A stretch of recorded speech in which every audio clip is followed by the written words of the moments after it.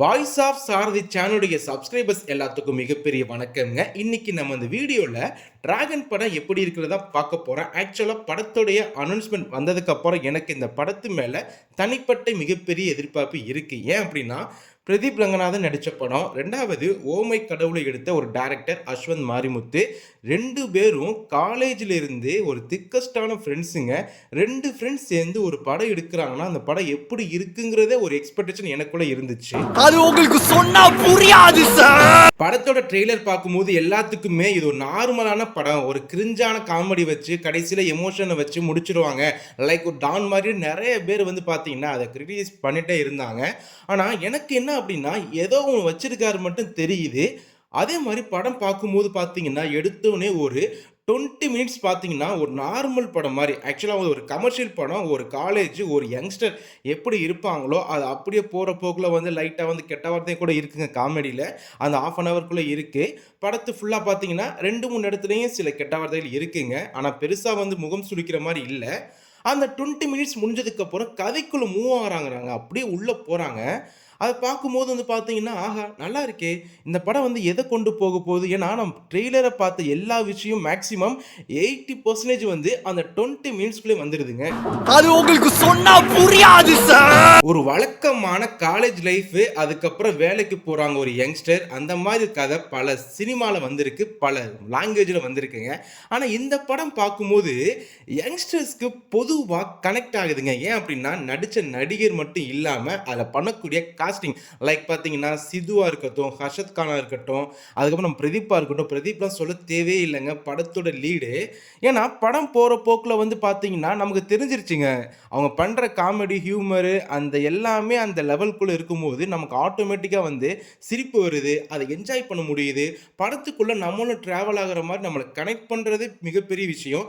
Once நம்ம அதுக்குள்ளே connect ஆகிட்டோம், அவங்களுக்குள்ளே நம்மளும் உள்ளே போயிட்டோம் அப்படின்னா கண்டிப்பாக அந்த படம் நல்லா இருக்கிறதுக்கு தான் மீனிங்கே. அது உங்களுக்கு சொன்னா புரியாது சார். பிரதீப் ரங்கநாதன் நம்பவே முடியலங்க. இது அவரோட 2வது படம், நடிச்சிருக்கிற படம் லவ் டுடேக்கு அப்புறம் வந்து ஒரு படங்க. படம் ஃபுல்லாக வந்து பார்த்தீங்கன்னா ஒரு பெரிய ஹீரோ லைக் விஜய், அஜித் இந்த மாதிரி ஹீரோ வந்து தனியாளாக படத்தை வந்து ஷோல்டரில் நிப்பாட்டுவாங்க. அந்த மாதிரி தாங்க இவர் வந்தாவே எல்லாருக்குமே ஒரு குஷி ஆகுது, ஒரு என்ஜாயபிளான ஒரு பர்சனை பார்க்குற மாதிரி ஆகுது, ஒரு வைப் ஆகுதுங்க. அந்த மாதிரி 2வது படத்திலே வந்தவங்க எத்தனை பேர் எனக்கு தெரியல. ரீசன்ட் டைமில் இவர் வந்து பார்த்தீங்கன்னா ஒல்லியாக இருக்கிறாரா, எனக்கு என்ன நான் அப்பப்போ வந்து பிரபுதேவா, தனுஷ் இவங்கள மாதிரி எனக்கு ஞாபகப்படுத்துகிறாங்க. ஆனால் அது நல்லா இருக்குங்க.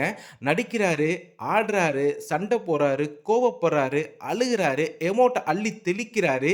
இந்த மாதிரி எல்லா பெர்ஸ்பெக்டிவ், எல்லா லெவல், எல்லா ஒரு அட்டாச்மெண்ட்டை வந்து டச் பண்ணி போகிறதுனால இவர் மிகப்பெரிய ஒரு ஆளாக வரப்போகிறது இப்போவே நமக்கு உணர்த்துறாருங்க.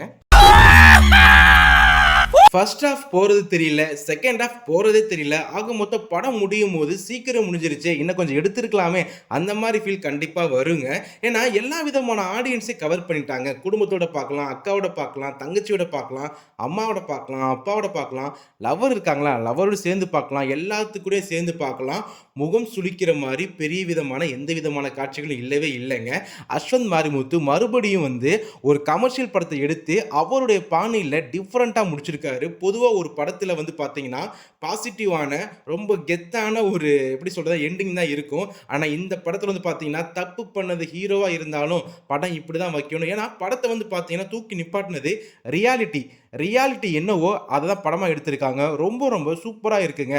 அவன் சொல்கிறான், இவன் சொல்கிறான், அவ சொல்கிறா, இவ சொல்கிறா அப்படின்னு எதையும் கேட்காம உனக்குள்ள ஒருத்தர் இருப்பான், அவன் என்ன சொல்கிறானோ அதை கேட்டு இந்த படத்தை பாருங்கள். செம்மையான படங்க. ரீசன்ட் டைமில் வந்த செம்ம கமர்ஷியலான பக்காவான மாசான ஒரு படம். தேட்டரில் தான் பார்க்கணும் கண்டிப்பாக. ஃப்ரெண்ட்ஸ் இருந்தால் கண்டிப்பாக ஃப்ரெண்ட்ஸோட சேர்ந்து பாருங்கள். என்ஜாய் பண்ணுற எல்லா விதமான சீன் இருக்குது. முக்கியமாக படத்தில் பாடல்கள் அந்த மாதிரி இருக்குது, டயலாக் அந்த மாதிரி இருக்குது. பிரதீப்போட ஸ்க்ரீன் ப்ரெசன்ஸ் பார்க்கும்போது நீங்கள் யார் ஃபேனாகனா இருக்கலாம், ஆனால் கண்டிப்பாக நீங்கள் பிரதீப் வரும்போது சில சீனில் கைத்தட்டி என்ஜாய் பண்ணி தூக்கி கொண்டாடுவீங்க. இந்த மாதிரி படம் கண்டிப்பாக வரணும். பிரதீப்போட அடுத்த படம் கண்டிப்பாக வெற்றி அடையணும். எல்லா விதமான நன்மைகளும் உங்களுக்கு வந்து சேர்ந்து தமிழ் சினிமா வந்து அடுத்த கட்டத்துக்கு கொண்டு போகணும், நம்மளை வந்து என்டர்டெயின்மெண்ட்லேயே வச்சிருக்கணும் அப்படின்னு சொல்லிட்டு இந்த படம் நீங்க பார்த்துருந்தீங்கன்னா கண்டிப்பா கமெண்ட் செக்ஷன்ல சொல்லிட்டு போங்க படம் எப்படி இருக்குன்ட்டு. இதெல்லாம் டக்குன்னு தோணுச்சு பட்டுன்னு சொல்லிட்டேன். சேனல்ல சப்ஸ்கிரைப் பண்ணாதவங்க சப்ஸ்கிரைப் பண்ணிடுங்க. அப்பா